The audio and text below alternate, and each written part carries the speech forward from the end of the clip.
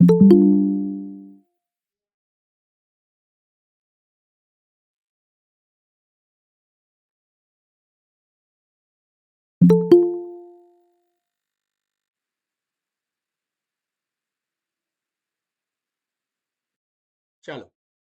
शुरू करते हैं बेटा।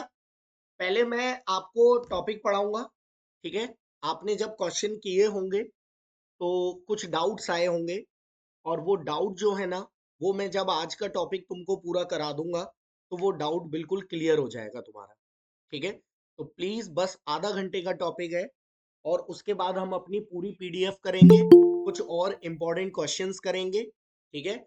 बस आधा घंटे का टॉपिक है, इसको समझ लो, फिर उसके बाद हम आगे चलते हैं, ठीक है। चलिए फटाफट। ऑडिबल, विजिबल, स्क्रीन शेयर हो रही है बेटा? सबको दिख रही है स्क्रीन? एक बार बता दो फिर शुरू करें। Yes sir. ओके, चलिए शुरू करते हैं बिना टाइम वेस्ट किए। और आज का जो हमारा टॉपिक है वो शुरू होगा बेटा प्रोपेंसिटी टू कंज्यूम से। उससे पहले मैं थोड़ा सा रिवाइज कराऊंगा हमने क्या क्या पढ़ा था। हमने सबसे पहले पढ़ा था, देखो पूरा चैप्टर इसी एक पेज में करा दूंगा दोबारा से। हमने सबसे पहले पढ़ा था एग्रीगेट डिमांड क्या होता है और उसके कंपोनेंट क्या होते हैं। तो एग्रीगेट डिमांड होता है बेटा सम टोटल ऑफ डिमांड या sum total of expenditure which all the sectors which all the sectors are planning all the sectors are planning to incur. Okay,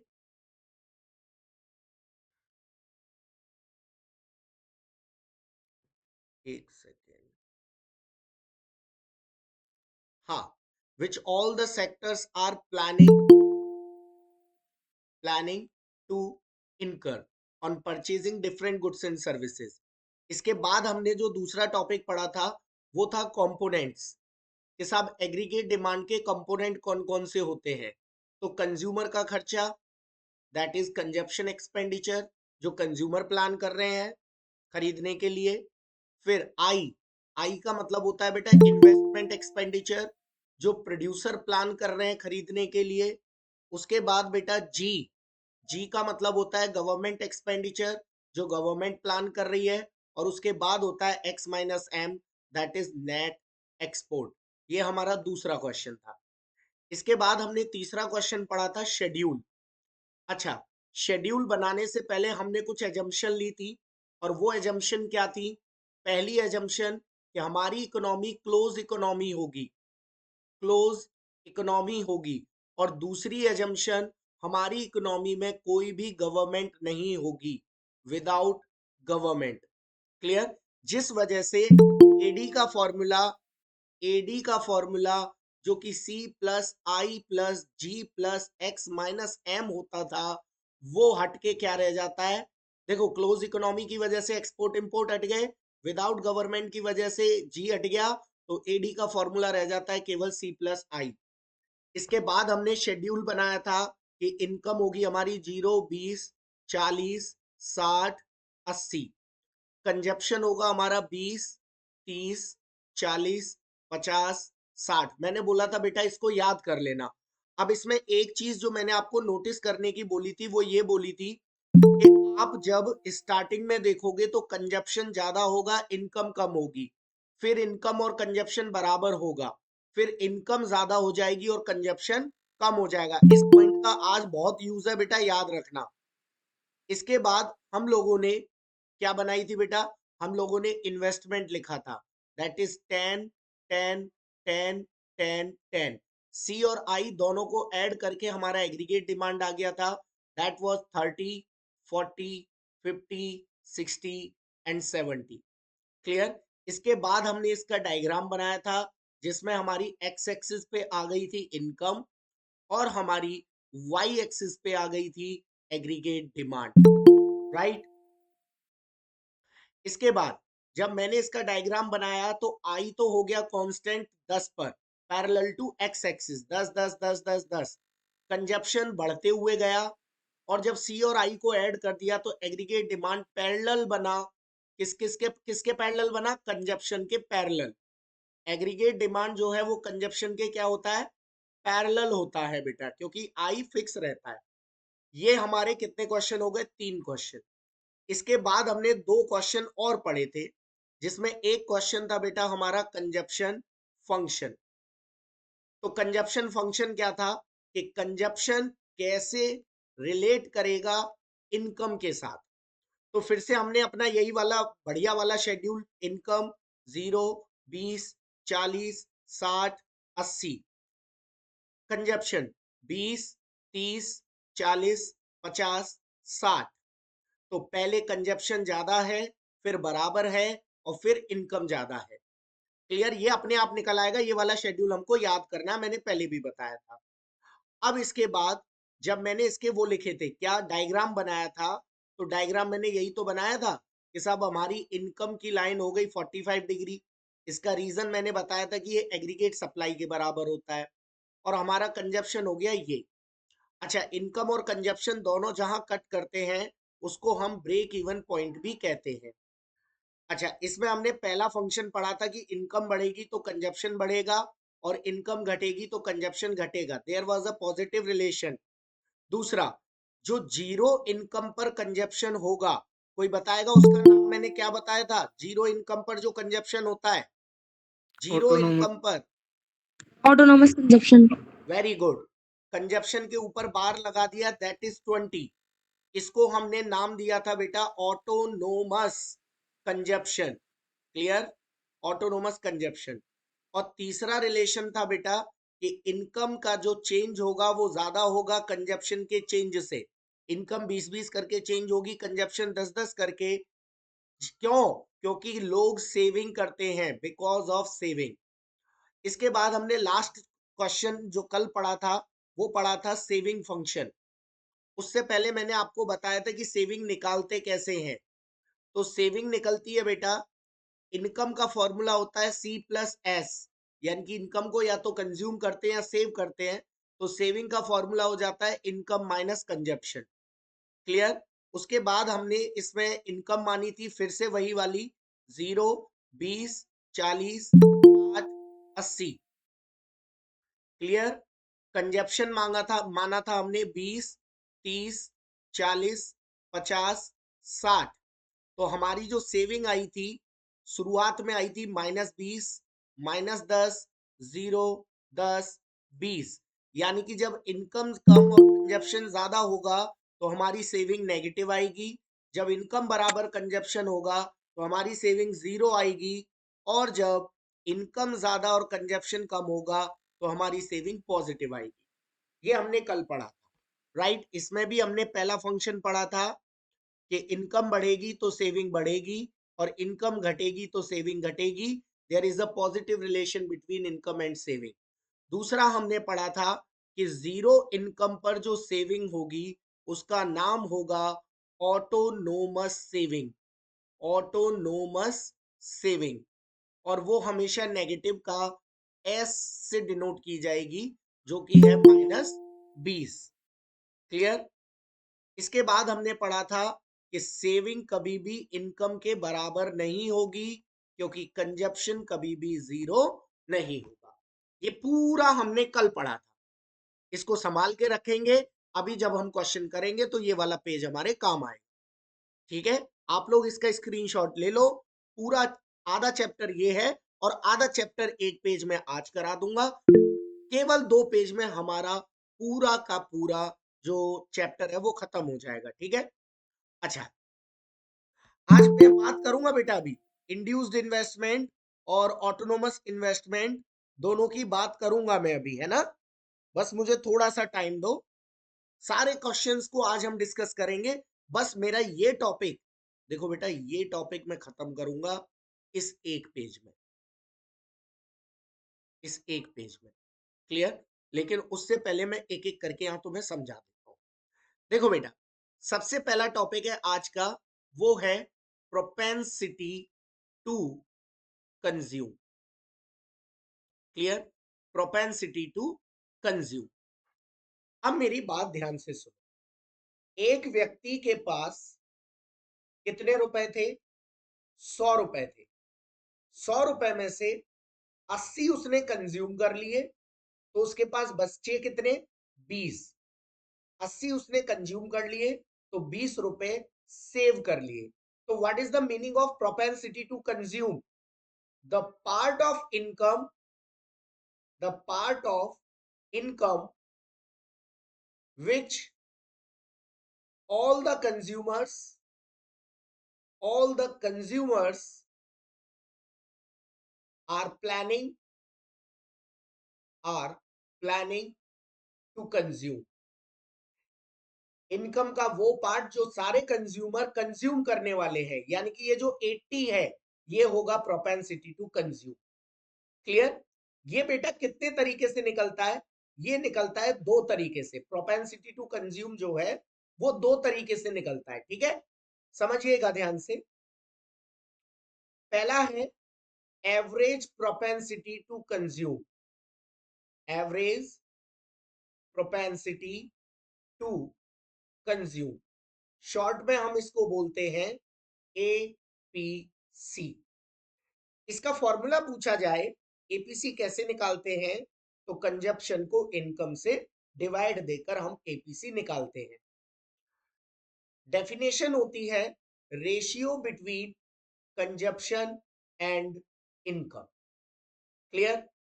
ratio between consumption and income. अब इसकी properties समझ लेना और ये कैसे calculate किया जाता है ये समझ लेना।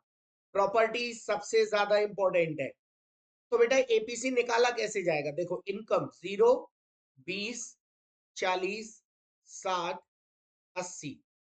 कंजप्शन, कंजप्शन कैसे निकलेगा?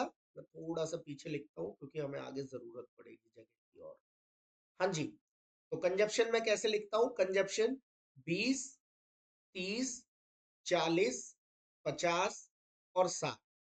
ये रटा रटा है बेटा, ये हमेशा याद रखना।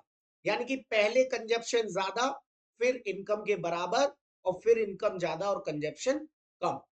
तो एपीसी का फॉर्मूला होगा सी अपॉन वाई, यानी कि 20 डिवाइडेड बाय 0 तो आएगा इंफिनिटी या डैश। 30 डिवाइडेड बाय 20, तो जब मैं डिवाइड करूंगा 30 से 20 को 30 को 20 से, तो आंसर आएगा 1.5। इसको दूसरा कलर यूज कर लेते हैं हम यहाँ। हाँ, तो ये आएगा इंफिनिटी, ये आएगा 1.5। इसके बाद 40 डिवाइडेड बाय 40, ये आएगा 1। इसके बाद 60 डिवाइडेड बाय 50, तो बेटा 50 से हम 60 को डिवाइड देंगे तो सॉरी, सी अपॉन वाई है ना, ये मैंने गलत लिख दिया बेटा। यहां ये गलती मत कर देना जो मैंने की है अभी अभी। आपको क्या करना है? आपको कंजप्शन को डिवाइड देना है इनकम से। सी अपॉन वाई फॉर्मूला है, यानी कि 50 को डिवाइड देंगे हम 60 से। ठीक है, तो 0 से 0 कट गई, पॉइंट लगा के एक 0 बढ़ गई यहां। तो 6 36 6 सत्ते 42, 48, 8, ये बचा 48, बचा 2, एक और 0, 3, तो 0.83। राइट? और बेटा यहां सी अपॉन वाई करूंगा, 60 डिवाइडेड बाय 80, तो 60 डिवाइडेड बाय 80, 0 से 0 कैंसिल, पॉइंट लगा, 0 बढ़ा, 7 जा 56, बचा 4, 0 बढ़ा लिया 0.75। तो ये आ गया आपका एपीसी। अब एपीसी इतना इंपॉर्टेंट नहीं है जितनी इंपॉर्टेंट इसकी प्रॉपर्टीज है। एपीसी निकालना तो बहुत आसान है, डिवाइड ही तो देना है कंजप्शन को इनकम से। बेटा एपीसी निकालने में किसी को कोई दिक्कत? बोलो जल्दी, कोई दिक्कत? गुड, ठीक है। अब बात आएगी कि सर इसकी प्रॉपर्टीज क्या है। एग्जाम में बेटा सबसे ज्यादा पूछा जाता है प्रॉपर्टीज, तो सुन लो प्रॉपर्टीज क्या है। प्रॉपर्टीज, सबसे पहली प्रॉपर्टी कि APC can be greater than 1। बेटा एक क्वेश्चन यहां से जरूर आएगा, जरूर आएगा, जरूर आएगा। APC can be greater than 1। देखो ये 1.5 आ रहा है ना, इसका मतलब 1 से ज्यादा है, तो एपीसी 1 से ज्यादा हो सकता है। कब? तो ये कौन सी कंडीशन है? जब कंजप्शन ज्यादा होगा इनकम से। रीजन ये है। दूसरा, APC can be equal to 1। APC 1 के बराबर भी हो सकता है। कहां हो रहा है 1? ये रहा 1। ये कब हो रहा है? जब इनकम बराबर कंजप्शन है। इनकम और कंजप्शन बराबर है। तीसरा, APC can be less than 1। APC less than 1 भी हो सकता है। कब हो सकता है एपीसी लेस देन 1? तो देखो बेटा, 0.83, 0.75, 1 से कमी तो है। ये कब हो रहा है? जब आपकी इनकम ज्यादा हो जाए और कंजप्शन कम हो जाए। तीनों प्रॉपर्टी समझ में आ गई? एपीसी ग्रेटर देन 1 होगा, एपीसी लेस देन 1 होगा और एपीसी इक्वल टू 1 होगा। सर याद कैसे रखेंगे? एपीसी सी अपॉन वाई। आंसर 1 से ज्यादा कब आएगा? जब ऊपर की वैल्यू बड़ी और नीचे की छोटी होगी। तो सी इज ग्रेटर देन वाई। ऊपर का सी बड़ा, वाई छोटा। अगर सी और वाई दोनों बराबर है, 20 अपॉन 20, तो एपीसी की वैल्यू 1 आएगी। अगर सी छोटा है और वाई बड़ा है, देखो ये वाला पॉइंट, सी छोटा है और वाई बड़ा है, इन दैट केस 0 पॉइंट कितना आ रहा है? 4 पॉइंट में आ जाएगा आंसर। क्लियर हुआ? अब फोर्थ प्रॉपर्टी बहुत इंपॉर्टेंट है कि APC can never B, APC can never B zero और नेगेटिव। एपीसी कभी भी जीरो और नेगेटिव नहीं होगा। भाई जीरो आने के लिए सी अपॉन वाई एपीसी का फॉर्मूला है। जीरो तब आ सकता है जब आप जीरो में डिवाइड दो। इसका मतलब जीरो में डिवाइड देने का मतलब है कि सी जीरो हो गया। तो सी कभी जीरो होता नहीं है, कंजप्शन कभी जीरो नहीं होता, because consumption will never be equal to जीरो। तो ये हो गया बेटा हमारा एपीसी। पूछ लो किसकी, ये पूरा एपीसी हुआ है बेटा, इसकी समझ में नहीं आया एपीसी कैसे निकाला और इसकी चारों प्रॉपर्टीज, कोई दिक्कत? ठीक है, चलिए बात करेंगे। बेटा थोड़ा रिप्लाई दे दिया करो बेटा। बात करेंगे MPC, marginal marginal propensity, marginal propensity to consume. अगर शॉर्ट में बोलूं तो इसको हम बोलेंगे एमपीसी। एमपीसी बेटा कैसे निकलता है? MPC is equal to change in consumption upon change in income. Clear? Definition होती है ratio between change in consumption and change in income। देखिए कैसे, फिर से वही, इनकम 0, 20, 40, 60, 80। कंजप्शन 20, 30, 40, 50, 60। पहले एमपीसी जो आएगा वो डैश आएगा। अब आपको क्या देखना है? अब आपको कंजप्शन का चेंज देखना है और इनकम का चेंज देखना है। एमपीसी का फॉर्मूला क्या है? Change in C upon change in Y. तो पहले कंजप्शन कितना चेंज हुआ? 20 से 30 हुआ तो 10, और इनकम 0 से 20 हुई तो कितनी चेंज हुई? 20। तो एमपीसी आया 0.5। फिर कंजप्शन कितना चेंज हुआ? 10, और इनकम कितनी चेंज हुई? 20 से 40, 20। एमपीसी आया 0.5। फिर कंजप्शन कितना चेंज हुआ? 40 से 50, 10। इनकम कितनी चेंज हुई है? 20, 0.5। फिर कंजप्शन कितना चेंज हुआ है? 10। इनकम चेंज हुई है 20, 0.5। इसका मतलब एमपीसी की पहली प्रॉपर्टी हो जाएगी कि MPC lies between 0 and 1। MPC हमेशा 0 और 1 के बीच में रहेगा। दूसरी प्रॉपर्टी हो जाएगी कि एमपीसी की मैक्सिमम वैल्यू 1 हो सकती है और एमपीसी की मिनिमम वैल्यू 0 हो सकती है। Is that clear? कोई प्रॉब्लम? एमपीसी एपीसी पूछ लो। अभी तो नहीं है, क्वेश्चन करेंगे तो पता ठीक है, चलेगा। अभी क्वेश्चन करेंगे बेटा, इसके जस्ट बाद ही क्वेश्चन कराऊंगा। ठीक है, चलिए। इसके बाद प्रोपेंसिटी टू कंज्यूम हो गया। लास्ट टॉपिक है एक तरीके से propensity to save. Propensity to save. अब इनकम के दो पार्ट हो सकते हैं, या तो उसको कंज्यूम किया जा सकता है या फिर उसको सेव किया जा सकता है। तो इनकम का जो पार्ट कंज्यूम कर लिया वो हमने यहां पढ़ा, the part of income which is consumed. लेकिन जो सेव कर लिया, the part of income, the part of income which all the sellers, all the consumers are planning to save। Income का वो पार्ट जो सारे कंज्यूमर सेव करना चाहते हैं उसको हम बोलते हैं प्रोपेंसिटी टू सेव। चलिए, इसके भी बेटा दो पार्ट होते हैं, एक होता है एपीएस और एक होता है एमपीएस। ठीक है, तो पहले एपीएस समझिए।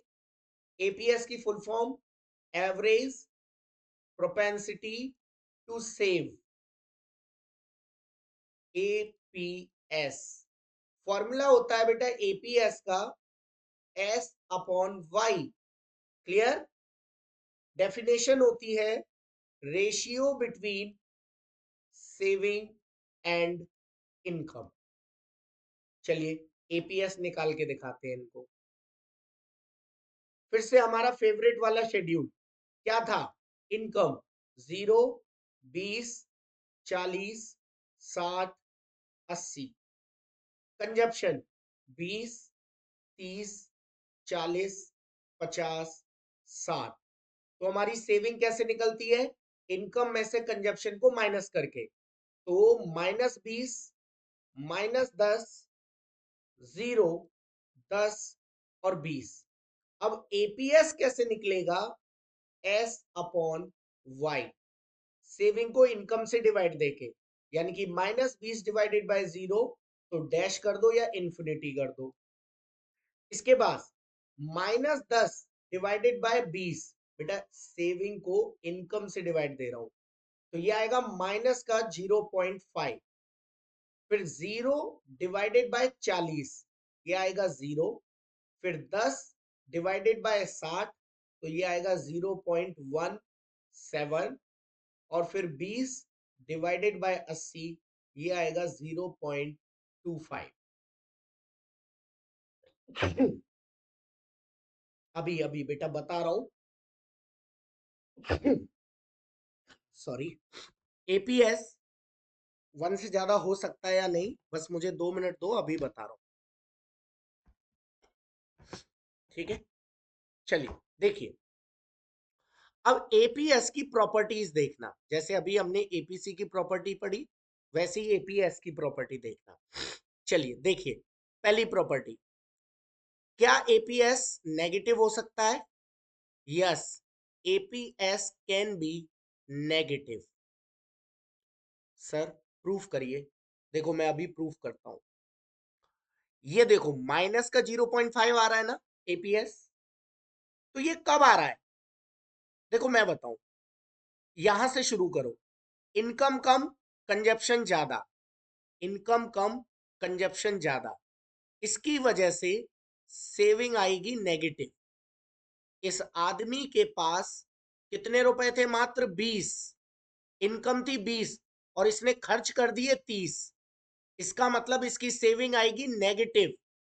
Negative, clear? और जब सेविंग ही नेगेटिव है तो एपीएस की वैल्यू भी क्या आएगी? नेगेटिव। ये रीजन है बेटा। तो एपीएस कैन बी नेगेटिव। इसके बाद दूसरी property, APS can be zero. APS can be 0। कहां हो रहा है 0? देखो ये हो रहा है 0। अब ये 0 कब हो रहा है? नोटिस करो, यहां से शुरू करो। इनकम बराबर कंजप्शन, इनकम बराबर कंजप्शन। इसका मतलब इन भाई साहब के पास 20 रुपए थे और 20 ही इन्होंने खर्च कर दिए। एक सेकेंड, 20 ही इन्होंने खर्च कर दिए।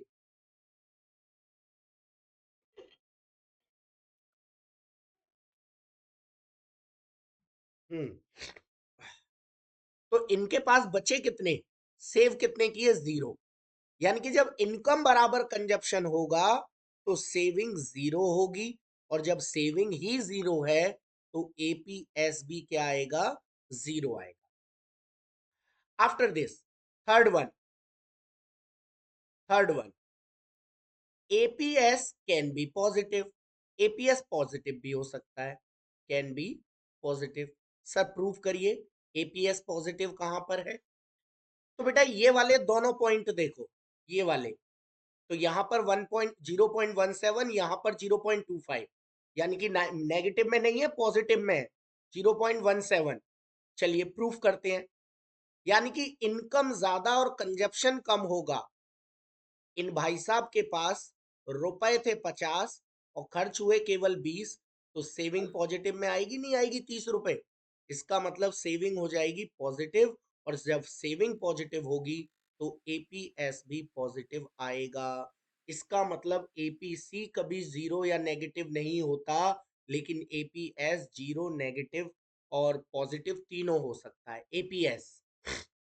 फोर्थ प्रॉपर्टी इंपॉर्टेंट है कि APS can never be 1, never be equal to 1। APS कभी भी 1 नहीं होगा, क्योंकि एपीएस 1 होने का मतलब है एस अपॉन वाई फॉर्मूला है, जितनी इनकम आई वो पूरी सेव कर ली। अगर 100 रुपए आपके पास आए और पूरे 100 ही सेव कर लिए, कंजप्शन मतलब आपका 0 हो गया, और इकोनॉमी का कंजप्शन कभी 0 हो नहीं सकता।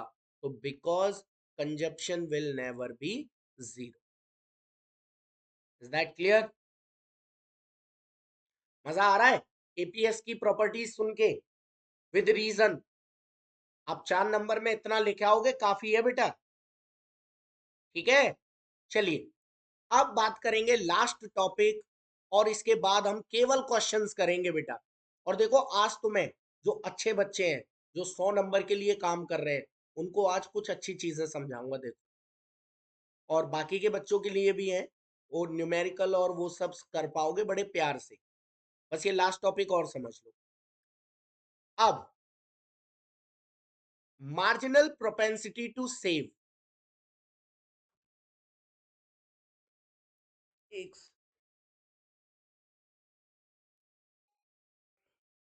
हाँ बेटा, तो मार्जिनल प्रोपेंसिटी टू सेव, यानी कि शॉर्ट में इसको बोल सकते हैं एमपीएस। तो एमपीएस कैसे निकलेगा? MPS is equal to change in S upon change in Y. Formula होगा, वो सॉरी डेफिनेशन होगी, ratio between change in S and change in Y. Clear? कैसे निकालेंगे? देखो, इनकम 0, 20, 40, 60, 80। कंजप्शन 20, 30, 40, 50, 60। सेविंग कैसे निकलती है? इनकम माइनस कंजप्शन, तो -20, -10, 0, 10, 20। तो अब हम निकालेंगे एमपीएस। एमपीएस का formula change in S upon change in Y. तो पहला तो डैश होगा हमेशा। अब गौर से देखना मैं कैसे निकाल रहा हूं बेटा एमपीएस। सेविंग में चेंज हुआ 10 का, -20 से -10 हो गई तो बेटा 10 बढ़ गई, डिवाइडेड बाय इनकम में चेंज हुआ 20 का, तो 0.5। फिर सेविंग में चेंज हुआ 10 का, -10 से 0 हो गई मतलब 10 बढ़ गई, और इनकम में चेंज हुआ 20 का, तो 0.5। फिर सेविंग में चेंज हुआ 10 का, इनकम में 20 का, और फिर सेविंग में 10 का, इनकम में 20 का, 0.5 एंड 0.5। इसका मतलब ये हुआ कि MPC MPS is also lies between 0 and 1। तो एमपीएस की मैक्सिमम वैल्यू होगी 1 और मिनिमम वैल्यू होगी 0। Is that clear? यहां पर आपका मोस्ट ऑफ थ्योरेटिकल पार्ट बेटे फिनिश हो जाता है। अब जब हम क्वेश्चन करेंगे तो काफी सारी चीजें दिक्कतें आई होंगी, और अभी मैं कराऊंगा बेटा इस चैप्टर के क्वेश्चन, आपको थ्योरी भी कराऊंगा, ठीक है? बस मुझे थोड़ा सा टाइम दो। मैं जो एक चीज आप लोगों को बताना चाह रहा हूं वो ये है कि देखो बेटा, अगर मुझे एपीसी निकालनी हो तो मैं कैसे निकालता हूं? सी अपॉन वाई, मतलब इनकम 0 बी, थोड़ा जल्दी जल्दी निकाल रहा हूं, 40 60 80। क्लियर? कंजप्शन 20 30 40 50 60। तो एपीसी का फॉर्मूला होता है सी अपॉन वाई, यानी कि 20 divided by 0 dash, 30 divided by 20 तो बेटा 1.5, 40 डिवाइडेड बाय 40 तो बेटा 1, 50 डिवाइडेड बाय 60 तो बेटा 0.83, और 60 डिवाइडेड बाय 80 तो बेटा 0.75। ये एपीसी मैंने देखो ये निकाली, ये पूरी निकाली थी अभी हमने, ठीक है? प्रॉपर्टीज की पढ़ ली। मैं जो चीज बताने वाला हूं वो कुछ अलग है। अब निकालेंगे एपीएस। एपीएस का फॉर्मूला होता है एस अपॉन वाई। तो इनकम हमारी 0 20 40 60 80। कंजप्शन हमारा 20 30 40 50। रट गया होगा ये वाला तो। सेविंग आएगी इनकम में से कंजप्शन को माइनस करके, तो -20 -10 0 10 20।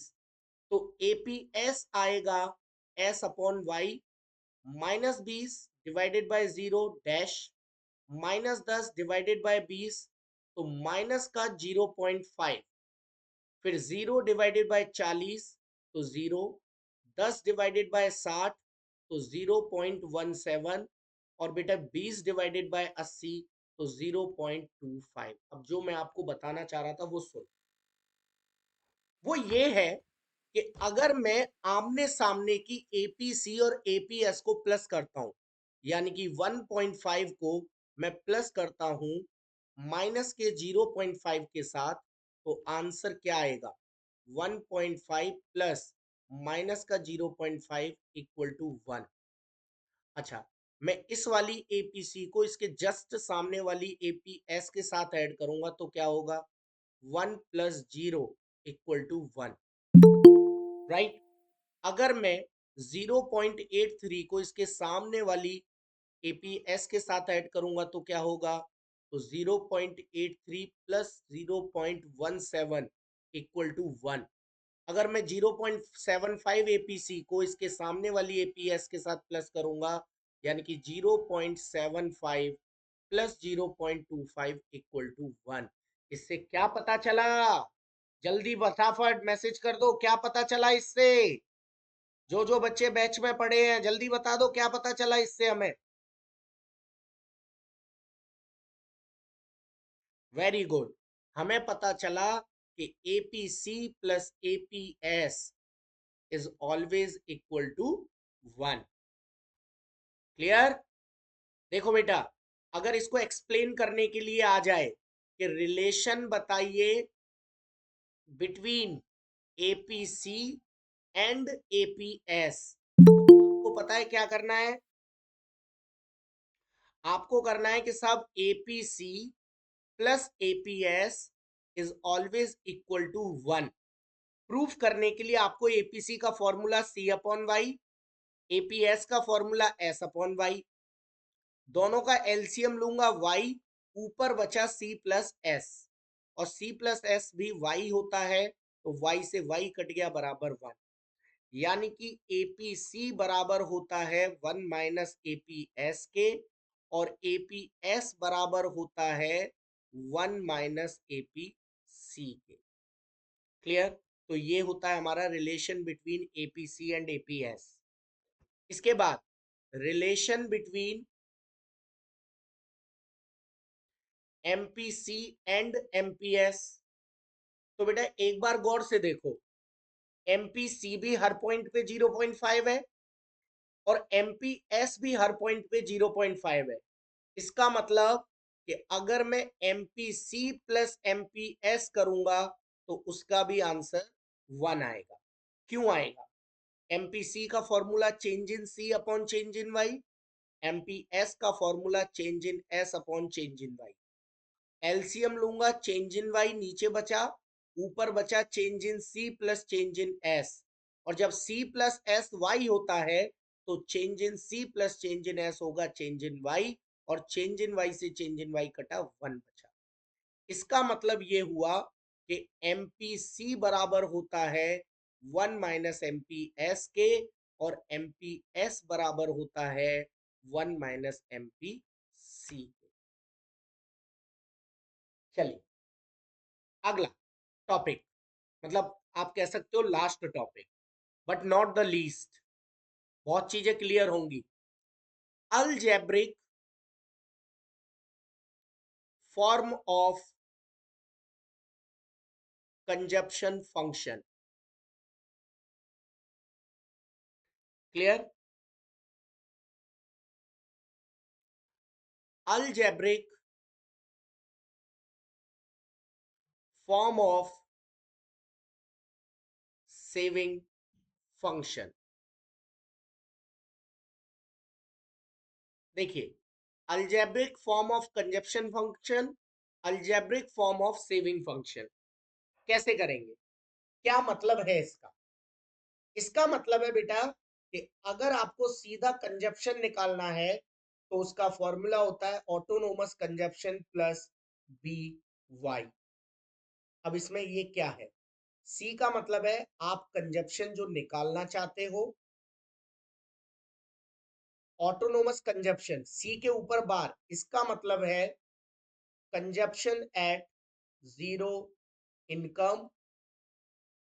ये बी का मतलब होता है बेटा एमपीसी, और वाई का मतलब होता है इनकम। याद रखना, एमपीसी का दूसरा नाम होता है स्लोप ऑफ, ये सब बच्चे सुन लो, consumption curve, slope of consumption curve. ठीक है? तो इसी फंक्शन को मैं ऐसे भी लिख सकता हूं कि कंजप्शन बराबर autonomous consumption plus MPC into Y. ये क्या है? कुछ नहीं है, डायरेक्ट फॉर्मूला है कंजप्शन निकालने का। बस आपको पता होना चाहिए इसका मतलब क्या है। इसका मतलब है ऑटोनोमस कंजप्शन, सी बार बताया था अभी, कंजप्शन एट जीरो इनकम। ये क्या है? एमपीसी। और ये क्या है? वाई। एमपीसी को ही स्लोप ऑफ कंजप्शन कर्व कहते हैं। इसको मैं ऐसे भी तो लिख सकता हूं, autonomous consumption plus 1 minus MPS into Y. क्यों लिख सकता हूं? क्योंकि देखो मैंने अभी अभी बताया कि एमपीसी बराबर होता है, देखो ये बताया, एमपीसी बराबर होता है 1 माइनस एमपीएस के, और एमपीएस बराबर होता है 1 माइनस एमपीसी के। ठीक है? ऐसे ही बेटा अलजेब्रिक ट्रीटमेंट होता है सेविंग फंक्शन का, माइनस का autonomous S plus MPS into Y. अब इसमें आपको ये सारी चीजों का मतलब बताना है।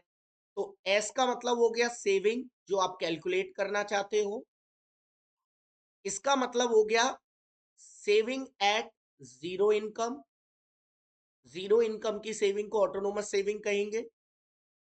एमपीएस का मतलब हो गया स्लोप ऑफ सेविंग कर्व।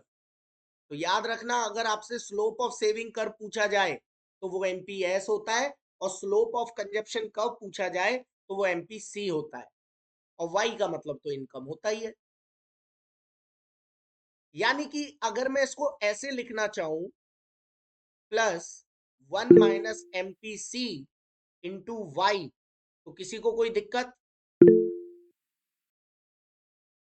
ठीक है, क्योंकि एमपीएस बराबर होता है 1 माइनस एमपीसी के। तो मैं इसको ऐसे भी तो लिख सकता हूं, माइनस का autonomous S plus 1 minus B Y. भाई बी का मतलब एमपीसी, ठीक है। अब एक बच्चे ने स्टार्टिंग में ही मुझसे एक क्वेश्चन पूछा था, sir what is the difference between autonomous investment,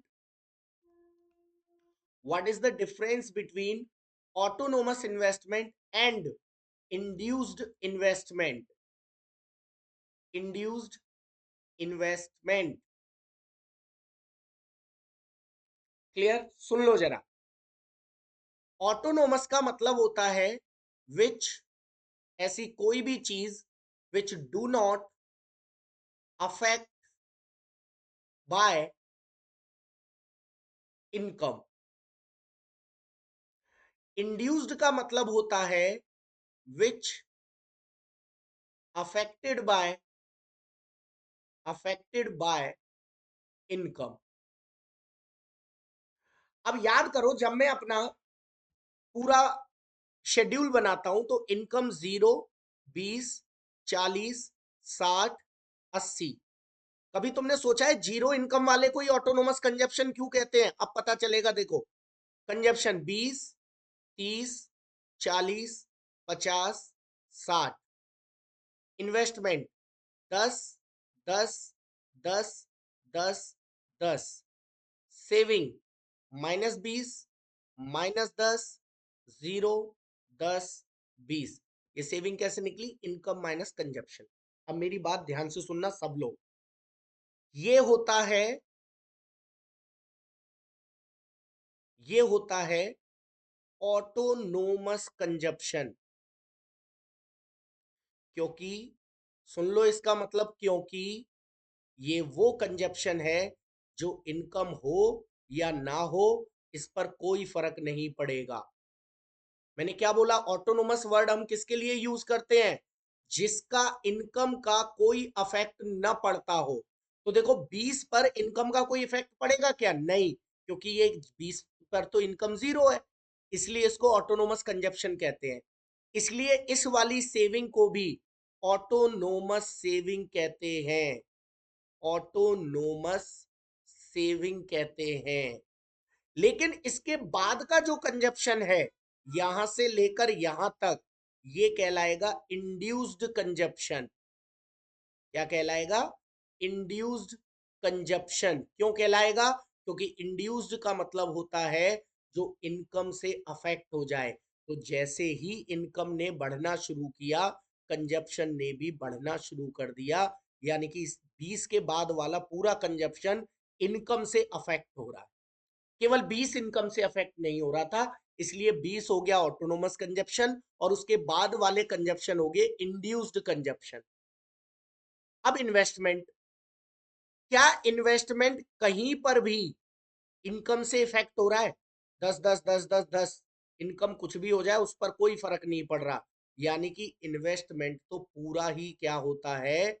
autonomous होता है। ऑटोनोमस इन्वेस्टमेंट होता है पूरा, क्योंकि इनकम से अफेक्ट ही नहीं हो रहा। ऐसे ही जीरो इनकम की सेविंग होती है ऑटोनोमस सेविंग, और उसके बाद की सेविंग होती है इंड्यूस्ड सेविंग। अब चलते हैं कल के क्वेश्चंस के ऊपर। क्लियर? चलिए,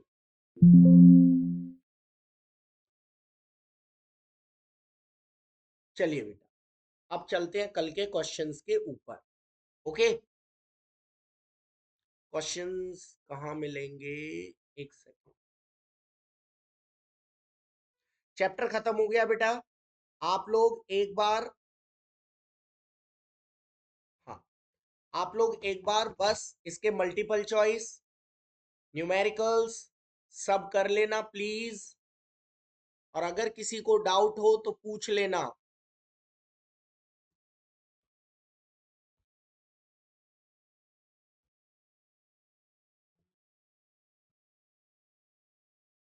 एक सेकंड, मैं बस क्वेश्चंस ओपन कर लूं, फिर सारे क्वेश्चन डिस्कस करेंगे, ठीक है?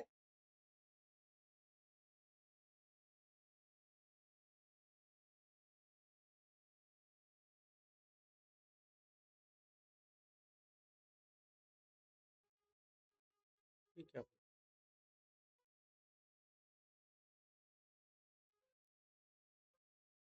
हाँ। चलिए अब देखो तुम्हारे सारे क्वेश्चंस कैसे होते हैं, उड़ते हैं बेटा। अब देखो सबसे पहले इट इज द एक्सपेंडिचर, पहला क्वेश्चन क्या कह रहा है, वो नहीं मिल रहा है क्या?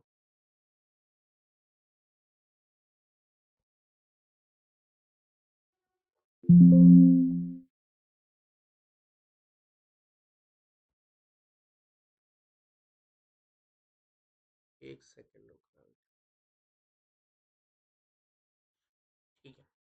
देखो सबसे पहला क्वेश्चन क्या कह रहा है, it is the expenditure on the purchase of such assets which help us to generate income.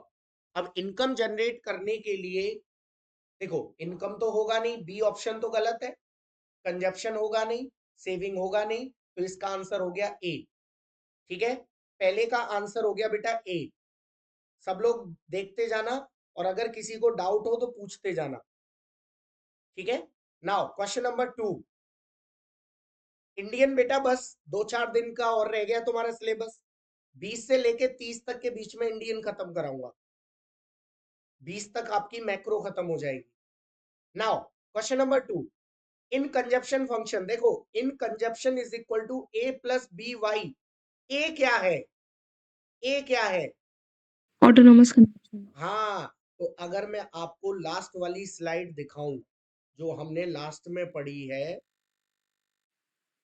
ये वाली, तो जरा देखिए ये, तो a प्लस बी वाई कह रहा है ना वो, consumption is equal to a plus B Y, तो इसका मतलब a क्या हो गया, a हो गया ऑटोनोमस कंजप्शन। ठीक है, चलिए दोबारा चलते हैं, वहीं कहां गई कहां गई, हाँ चलिए next, autonomous investment is always, तो इन शॉर्ट वो कह रहा है इन्वेस्टमेंट इज ऑलवेज, तो vertical straight line, horizontal straight line, curvilinear line या अपवर्ड राइजिंग स्ट्रेट लाइन, बोलो जल्दी। Horizontal very good, straight line. Horizontal straight line, investment की लाइन एकदम हॉरिजॉन्टल चलती है। Next, in a two sector economy the aggregate demand curve shift in parallel upward in which of the following case, तो change in autonomous consumption, MPC and autonomous investment, change in autonomous investment only while autonomous consumption and MPC remain same, change in both autonomous consumption and autonomous investment but MPC remain same। तो बेटा याद रखना इसका answer क्या होगा, इसका answer होगा सी और बी। ठीक है बेटा, इसके दोनों आंसर होंगे B and C, D answer होगा इसका। क्वेश्चन नंबर 5, तो एक्स एंटे का मतलब तो हम पहले ही समझ रहे हैं, एक्स एंटे का मतलब होता है प्लानिंग। प्लान, सी आंसर होगा इसका। Now in saving function of an economy, ये दे रखा है सेविंग फंक्शन, तो बताइए एमपीसी क्या होगा, तो सेविंग फंक्शन में ये 0.4 जो है ना, ये 0.4 जो है, ये 0.4 है 0.6। एमपीएस, सेविंग फंक्शन में क्या होता है एमपीएस, तो एमपीसी हो गया 0.6, ए आंसर होगा। जो क्वेश्चन ना आए पूछ लेना। Question number 7, if investment is zero, तो नेशनल इनकम जीरो नहीं होती, क्यों? क्योंकि वो ऑटोनोमस इन्वेस्टमेंट होता है, मैंने बताया ना, उस इन्वेस्टमेंट पर इनकम का कोई भी फर्क नहीं पड़ता। चलिए next, minimum level of consumption, सबसे कम कंजप्शन कहां होता है, ऑटोनोमस कंजप्शन, यानी कि 8th का क्या हो जाएगा बेटा B. 9, which of the following is not true about a AD in two sector economy, तो एडी का फॉर्मूला सी प्लस एस नहीं होता है, एडी का फॉर्मूला सी प्लस आई होता है, तो इसका आंसर होगा डी। नेक्स्ट, अच्छा क्वेश्चन किए हैं बेटा तुम लोगों ने, अगर यस नहीं सर। किए तो आज कर लो, ठीक है, और डाउट पूछ लो, मैं तो पूरा करा दूंगा, कोई फायदा नहीं होगा उसका, तुम अपना दिमाग नहीं लगा पाओगे फिर, बोलो जल्दी। कल हम शॉर्ट रन इक्विलिब्रियम खत्म करेंगे पूरा चैप्टर, ठीक है। सर 9th का सी है ना? 9th का विच of the following is not true. हाँ नहीं बेटा, इसका डी है, सी तो सही है। वो ये कह रहा है नॉट ट्रू, कौन सा सही नहीं है। ये सही है, ये भी सही है और ये भी सही है, डी गलत है। AD equal to C plus I होता है, ना कि सी प्लस एस।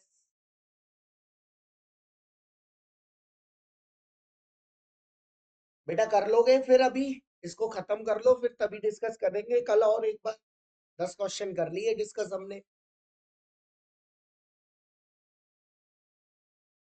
ठीक है। और कोई डाउट हो तो पूछ लो एक बार।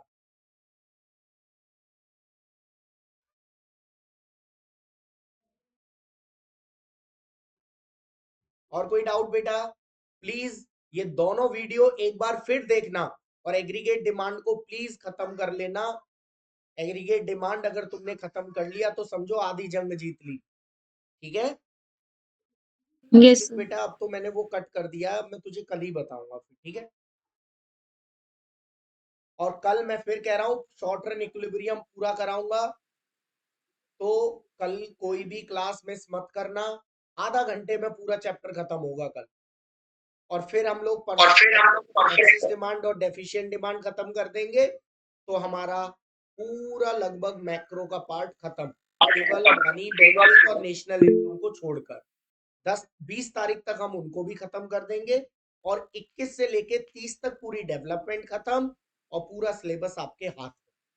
याद रखना, मैं फिर कह रहा हूं, 1 घंटा रात को यहाँ पे दे दो और 1 घंटा सुबह अपने क्वेश्चंस कर लो। इसके अलावा आपको कुछ करने की जरूरत नहीं है। फिर हम सैंपल पेपर करेंगे, डेली 1 या 2 सैंपल पेपर करेंगे। क्लियर? चलिए, ऑल द बेस्ट बेटा, पढ़ते रहो बस। सर कल ऑफलाइन नहीं बुलाओगे संडे को? अभी बात करते हैं, रुको।